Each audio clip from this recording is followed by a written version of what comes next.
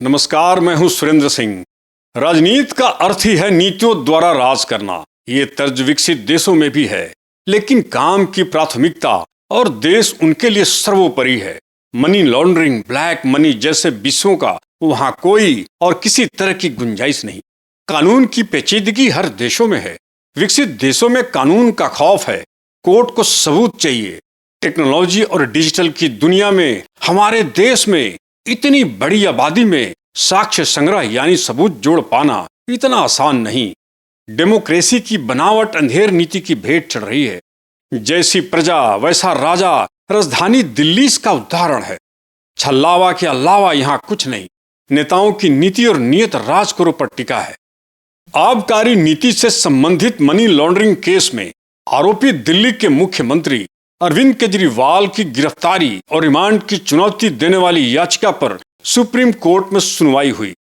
Supreme court ने कहा कि केजरीवाल को लोकसभा चुनाव में प्रचार के लिए अंतरिम जमानत देना कोई अपवाद नहीं है। उन्हें कोई विशेष छूट नहीं दी गई है। हमने अपने आदेश में वही कहा जो हमें न्याय संगत लगा। हालांकि कोर्ट ने यह भी कहा कि इस फैसले की आलोचनात्मक समीक्षा का हम स्वागत करते हैं। न्यायपालिका में सर्वश्रेष्ठ न्याय का स्थान है तो वह है सुप्रीम कोर्ट। यह बात मैं अपनी तरफ से कह रहा हूं। मैं कोई कानूनी विशेषज्ञ नहीं। मेरा अपना मत है कि आलोचनात्मक समीक्षा ही क्यों हो, देश सुप्रीम कोर्ट से स्वस्थ समीक्षा की आशा रखता है। एक साधारण आदमी का केस हाईकोर्ट से तुरंत बाद सुप्रीम कोर्ट याचिका दायर कर क्या उसे केजरीवाल की तरफ विशेष छूट मिल सकती है? शायद नहीं। अरविंद केजरीवाल के वकील अभिषेक सिंघवी ने गृह मंत्री अमित शाह का नाम लिए बिना उनके एक इंटरव्यू का जिक्र किया कि कई लोगों को लगता है अदालत ने केजरीवाल को स्पेशल ट्रीटमेंट दिया।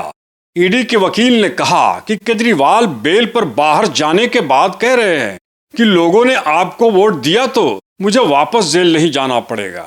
इस बात पर सुप्रीम कोर्ट ने कहा यह उनका मानना है, हम कुछ नहीं कह सकते। हमारा आदेश इस बारे में बिल्कुल साफ है कि उन्हें कब आत्मसमर्पण करना है। ईडी ने कोर्ट को यह भी बताया कि वह जल्द ही केजरीवाल और आम आदमी पार्टी के खिलाफ मनी लॉन्ड्रिंग केस में चार्जशीट दाखिल करेगी। ईडी ने केजरीवाल की गिरफ्तारी को सही ठहराते हुए कहा कि हमारे पास पर्याप्त सामग्री है। दूसरी तरफ केजरीवाल की ओर से दलील दी गई कि उनकी गिरफ्तारी अवैध है। सुप्रीम कोर्ट ने गुरुवार को अपने एक अहम फैसले में स्पष्ट किया कि मनी लॉन्ड्रिंग केस में कोई आरोपी अगर कोर्ट के समन पर हाजिर हुआ है तो उसे prevention of money laundering act PMLA की धारा 45 के तहत जमानत की दोहरी शर्त पूरी नहीं करनी होगी। यह दोहरी शर्त क्या है, समझिए। सुप्रीम कोर्ट के सामने दो कानूनी सवाल थे कि क्या स्पेशल कोर्ट अगर PMLA एक्ट के तहत बनाए गए आरोपी को समन जारी करता है तो क्या वह बेल के लिए आवेदन देगा? अगर हाँ, तो क्या बेल के लिए PMLA की धारा 45 के तहत दोहरी शर्त लागू होगी?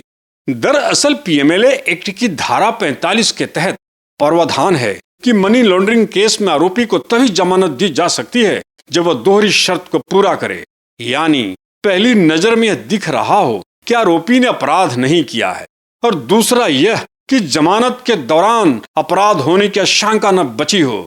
PMLA कानून बेहद सख्त है और इस मामले में आरोपी को आसानी से जमानत नहीं मिलती है।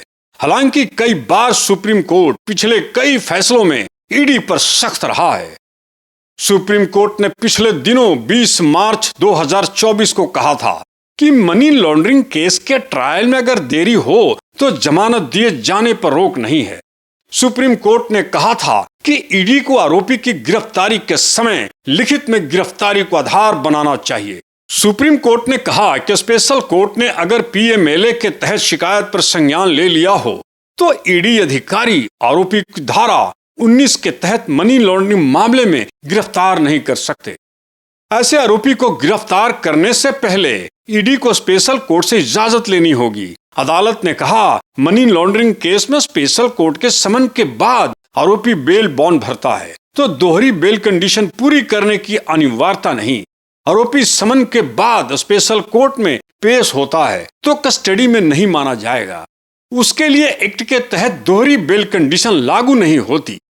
ईडी को आरोपी की कस्टडी चाहिए तो स्पेशल कोर्ट के सामने कस्टडी के लिए आवेदन देना होगा।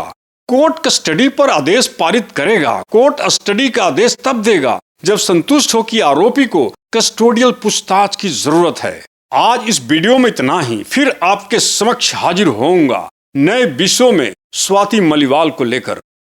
नमस्कार।